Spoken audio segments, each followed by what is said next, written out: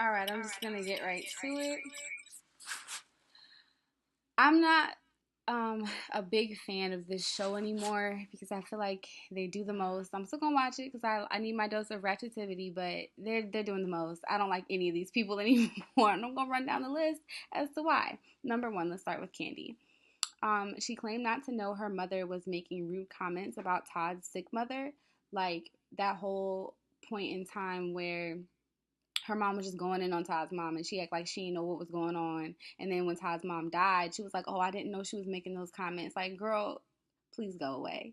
Number two, when she claimed to not know her mother was headed to see a lawyer regarding Phaedra's divorce when her mom was to go see that white man to talk about Phaedra getting a divorce, she said she didn't know her mom was going to do that.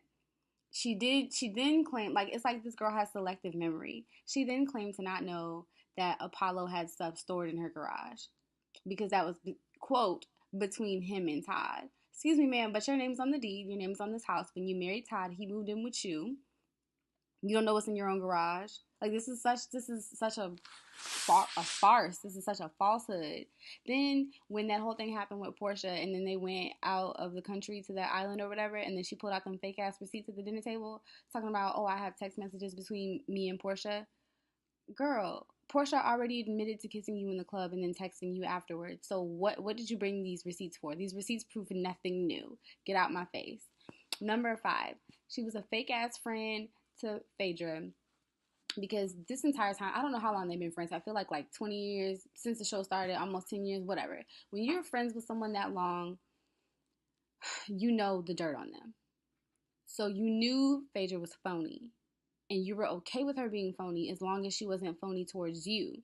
And then as soon as she turned on you, now it's a problem. Girl, if you don't get out my face, Cynthia, courage the cowardly Cynthia. I'm so tired of her. Number one, let's just talk about her marriage. Peter, I don't know if I'm the only one that sees it like this, but Peter essentially used her, like he married her, used up all her little savings to open up his two restaurants, and then divorced her. That's typically that's literally what I see happen. Like, and then in the divorce, my only question is, did Cynthia get to retain some sort of ownership? Cause girl, you done funded these companies, then he left you, started cheating on you. Did you get anything, baby? Did you get anything out of this? I thought her ass was leaving because she was looking at a house in LA and she's still here. I'm tired of looking at her. She go whichever way the wind blow, whichever couch she's sitting on, that's what she agree with. All we do is see her nod, but she looks gorgeous. I'll let her slide. I don't really have like much of an issue with Portia because I think she's sweet. That whole thing with Phaedra, I don't really blame her for not fact checking because who fact checks their best friend? If my best friend called me right now and was like, "Girl, I just saw so and so leaving a hotel with another girl and it ain't his wife," I'm not gonna go fact check. I'm not gonna check surveillance footage. You know what I'm saying? Like, I'm not even gonna go through all that. My best friend has no incentive to lie to me. And I guess in Portia's mind, she didn't necessarily think that she would have a, you know what I mean, like that she would have anything to gain from lying about the situation. And to be honest, she didn't really even say nothing. But we'll get into that in a minute.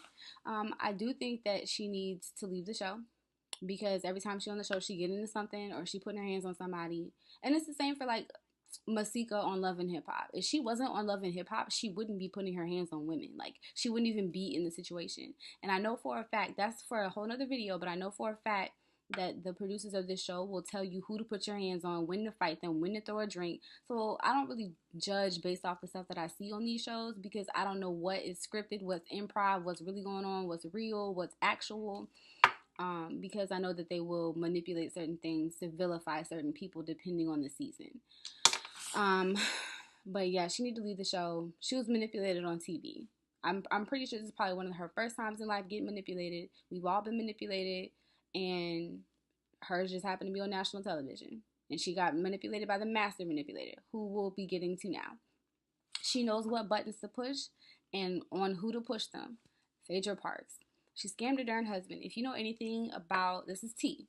If you know anything about the whole Angela Stanton thing, the book that lady wrote, talking about how she used to run scams with Phaedra, what they would do is they would go to luxury car dealerships.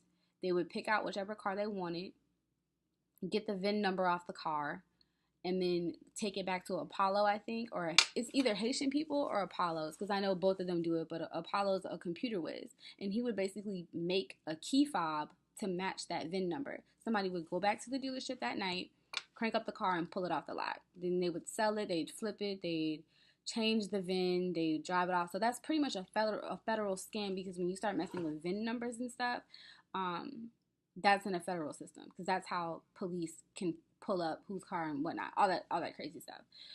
So Apollo took the fall for that, according to this woman's book. And then, like, I think either right before he went to jail or right after he got out, then they got married.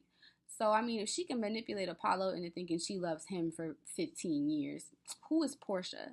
You know what I mean? So, yeah. I do think that there's something deeper between her and Candy, because we never really got a real answer as to why they fell out. But when they did have their last sit down, she said, "I loved you more than I loved my husband," which I think that's true. And there might be something deeper, because all Candy keeps saying is, "You never want people to know what's really going on. You're always trying to put on a show. I can't be friends with you anymore." So I believe there's something deeper. There ain't no way you're friends with somebody for all this time and the only tea you can come up with is some made up stuff. You know what I mean? And you see how one thing that she said carried the entire season. And it was off camera. All she did was tell Portia off camera that she overheard them talking, and they said they jokingly said, because she used the word joke, they jokingly said they wanted to drug you and drag you to the sex dungeon. Now, she never used the word rape, but it did imply rape. But because she knows Candy so well, she knew Candy would blow up, drag it all over the place, drag it out the entire season. Because anybody else, if somebody walked up to you and said, "Oh, I heard so-and-so say they wanted to drug you and drag you to their sex dungeon," and they said that you said that, you're not going to, like, flip a table over on an island at a resort, are you? You're going to laugh, or you're going to be like, that's retarded. I would never say nothing like that. Like, the one person who blew this whole entire thing out of proportion was Candy. Because Portia said it in passing as they were, like, exchanging licks at the table. Candy blew this mess out of proportion. Albeit, it shouldn't have been said. But, I mean, Portia got manipulated on TV. The only other time she's probably been manipulated is probably by Cordell. Like, especially when you think you're good friends with somebody, you don't fact check. Once Candy started blowing it out of proportion, I will say she should have fact checked. Because now it's becoming like she's threatening you with lawsuits and stuff like that. She should have fact checked. But she did admit to repeatedly calling Phaedra and being like, "Okay, did this or did this not happen? Because now I'm finna get sued or something." But I don't really blame her for that, because I do the same thing. But you do have to be more careful when you're on TV than to just be repeating stuff that your homegirl told you. Sheree. Sheree go off on everybody but Bob. Hashtag girl bye. Like, come on, she be so ready to go at people next. And then Bob say he want to open the door and throw her ass out the car. And now all of a sudden you're in tears. Now, I understand she's going to be a little more, like, susceptible to the things he says to her. She's going to be a little more sensitive because she had children with that man. But good Lord, girl, you can't just be barking at everybody except Bob.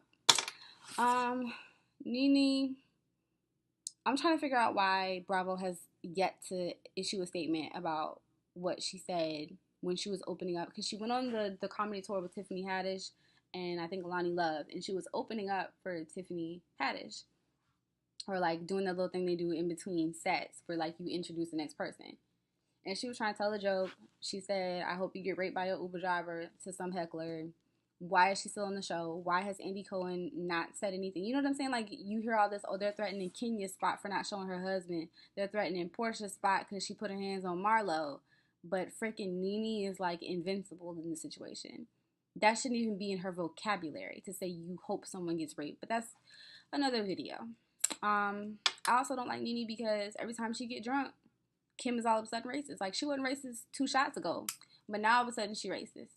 I don't have time. Every time that girl get alcohol in her system, she's loud, she's belligerent, and she's angry. Throw the whole show in the garbage, but until you do, I'm going to be watching. Just a little bit of instigation.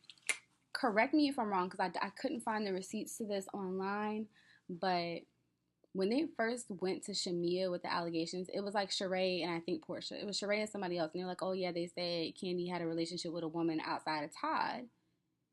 And um, the first thing out of Candy's mouth was, I ain't never slept with Shamia. Okay, hold on. Who said anything about Shamia, boo?